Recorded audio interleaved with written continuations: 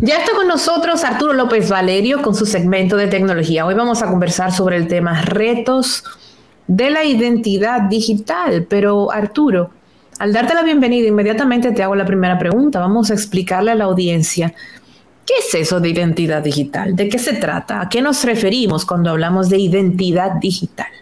Bienvenido. Gracias, Miralba. Muy buenas tardes, Roberto, Ariel y la audiencia de Todo No Tiene Nombre. Fíjate, la identidad digital es la capacidad de leer y procesar datos de un individuo que le ayuden a autenticar o a validar su presencia o participación en cualquier actividad o plataforma lógicamente que sea digital. Entonces llamamos identidad digital entonces a este proceso de validación de quién es la persona y lógicamente el otorgamiento de los accesos a aquella interacción digital que vaya a realizar. Okay. Eso me recuerda, Arturo, algo que escuché de Roberto Cavada, que decía que se preocupa mucho por lo que salga en las redes sociales o en los medios web sobre lo que se diga de él, y ahí viene mi preocupación. Ahora mismo, a cómo está la tecnología, la identidad digital está muy promiscua cuando hablamos, por ejemplo, de la identidad digital personal. Fíjate, lo que pasa es que hay que separar conceptos, y Ariel, muy buena pregunta, porque una cosa es reputación digital y otra cosa es la identidad per se. Por ejemplo, en términos de identidad digital, tú tienes un perfil que está en un correo electrónico, que tiene un usuario y una contraseña, y tiene una serie de datos que te ayudan a tener acceso a tus correos. En el caso de una plataforma, por ejemplo, como Microsoft o Google, te permite acceder a un calendario, a un documento y a otras variables más. Cuando se te lesiona esa identidad digital, que hay un tipo de ciberataque o suplantación, cualquier individuo puede tener acceso a esos datos. Ahora, ¿qué pasa? Como tenemos una capa, y es donde entra la reputación digital, en donde generalmente estos perfiles, aparte de darte un acceso a una plataforma, también te representa tu perfil o identidad a nivel de quién tú eres y cómo socializas en redes sociales y otras plataformas. Hay personas que crean perfiles que son falsos, entonces hacen suplantación de identidad, que es muy diferente a un hackeo. Porque una cosa es yo hacerme pasar por ti con otras credenciales, que yo hackear tu cuenta y suplantarte a través de la malversación de esa identidad que ya tiene un usuario y contraseña que son tuyas.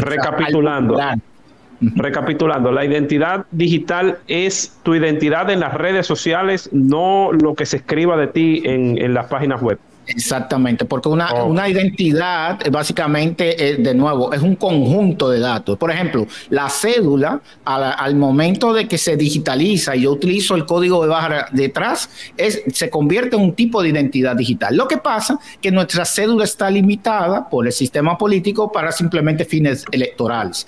Pero realmente nuestro número de cédula rueda más que cualquier otro dato y debe ser un dato privado. Y lamentablemente es un dato público por el mismo instrumento de la política. Entonces, ¿qué pasa? ¿Tenemos problemas de identidad digital en la República Dominicana? Claro, porque no confiamos en la cédula.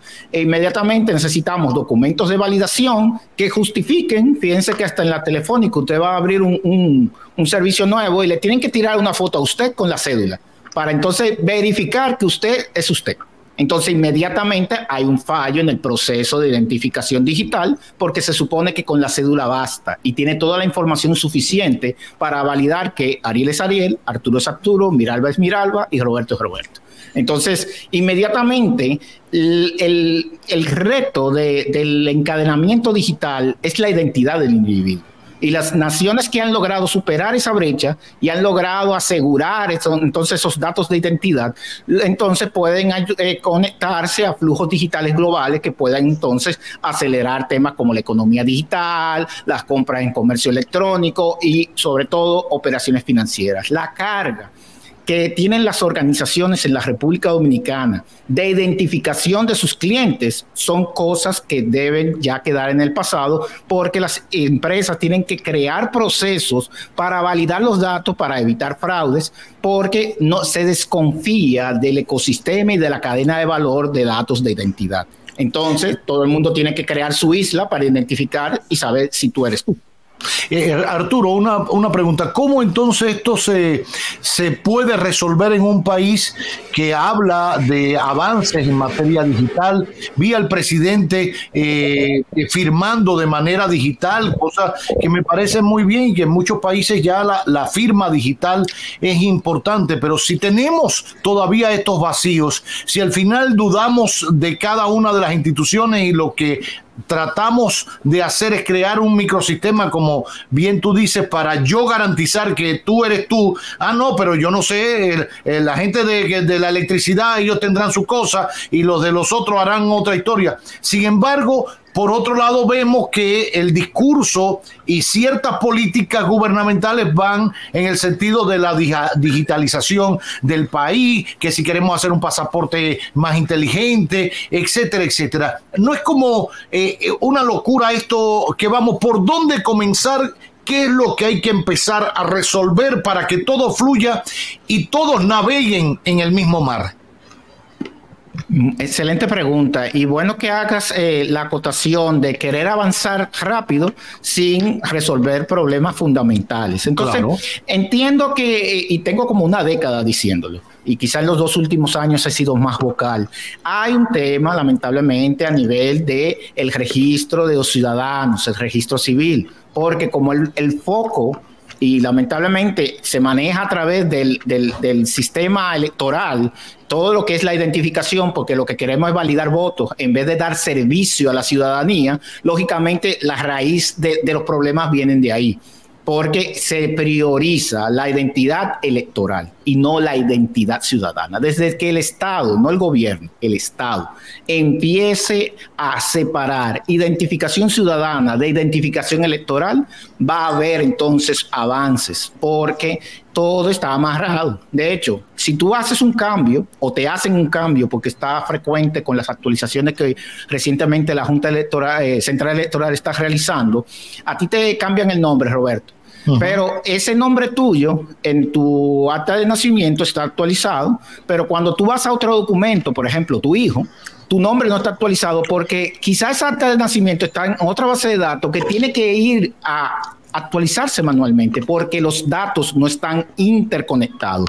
Cada documento es una isla. Entonces, eso genera gastos en la ciudadanía porque yo edité algo, pero tengo que ir otro día a editar, a certificar. Sabemos que hay avances recientes en materia de estructura, pero hay problemas fundamentales porque cuando yo tengo datos que tengo que ir a manejar de manera independiente, y eso lo estaba diciendo hace unas semanas atrás, básicamente hay un problema de fondo de estructura de base de datos relacionadas, porque eso significa que yo puedo ir a editar un documento y se supone que debe haber un documento central que está interconectado y nadie debería estar modificando otros documentos en paralelo. Pero como hay una costumbre de otras prácticas que vienen heredadas del pasado, lógicamente hay cosas que no se tocan y es por eso que vemos que nuestros gobiernos están empujando hacia adelante, hacia una serie de prácticas innovadoras, pero sin tocar entonces los problemas que le llamamos básicamente prácticas heredadas o sistemas heredados que no se puede tocar porque afecta la cosa política. Entonces creo que la primera conversación fuerte, pero lamentablemente es algo que se tienen que sentar todos los actores porque está afectando hasta que no se cuantifique cuánto le cuesta a la ciudadanía el hecho de tener este sistema de cosas así, lamentablemente no va a cambiar, pero es un tema de estructura de base de datos que es básica. Si yo tengo un hijo, yo como individuo, yo no puedo tener otro nombre en el acta de nacimiento de mi hijo. Entonces, ¿cuál es el problema? El problema es que los datos están separados. Y eso es una lógica que cuando uno lo ve como informático, uno dice, pero de por Dios, eso es básico. Pero de nuevo, todo sistema tiene dos formas. O los actores viven modificando los datos cuando le da la gana, o no los pueden modificar hasta que no existe un consenso de modificación. Entonces, ahí es donde chocan dos visiones y dos formas de gestionar los datos de las personas en nuestro país. Arturo, yo como individuo, ¿cómo puedo salvaguardar mi identidad digital? Bueno, eso independiente de que el ecosistema tiene tu número, que es casi público por ahí, y de hecho había muchas bases de datos desprotegidas que podían hacer consulta y que yo podía consultar si conocía tu número o tu nombre.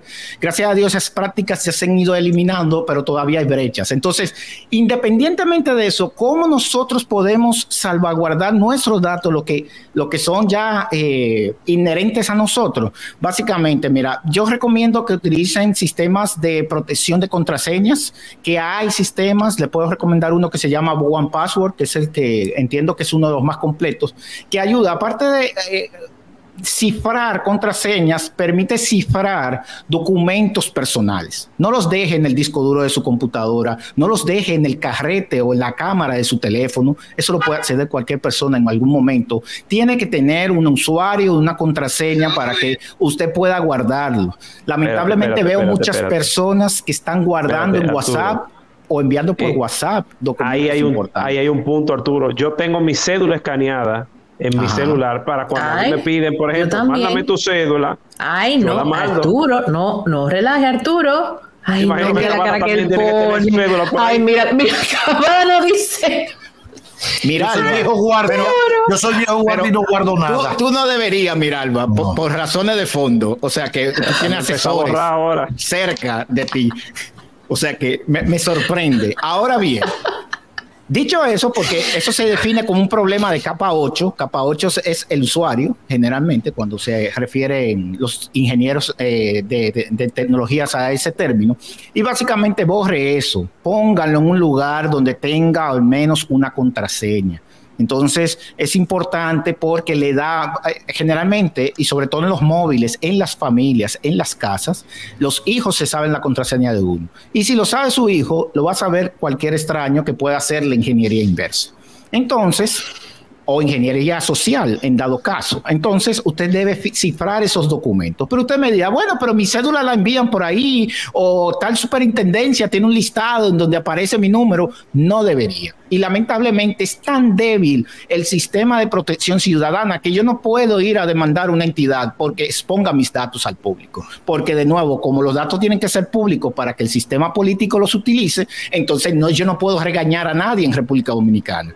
Entonces es un problema de fondo, no de forma. Entonces, en ese sentido, la única manera en que los demás datos nosotros podemos cuidarlos es básicamente cifrándolos y poniéndolos en seguridad, no compartiéndolo por WhatsApp. Por ejemplo, el otro día yo hice una declaración de tránsito, o sea, por un accidente, y básicamente a la otra parte le tenía que mandar información. ¿Qué yo hice? Yo le envié el número del acta. Yo no tengo que enviarle el acta con todos mis datos, mi foto y la localización. Llévese el número del acta y usted va a la entidad y el acta se la dan a usted la parte que le corresponde. Entonces, tiene que existir una conciencia de que no debemos compartir todo porque al final de cuentas, el que recolecta eso, básicamente tiene tanta información como usted y empieza entonces a hacer ingeniería social con sus datos.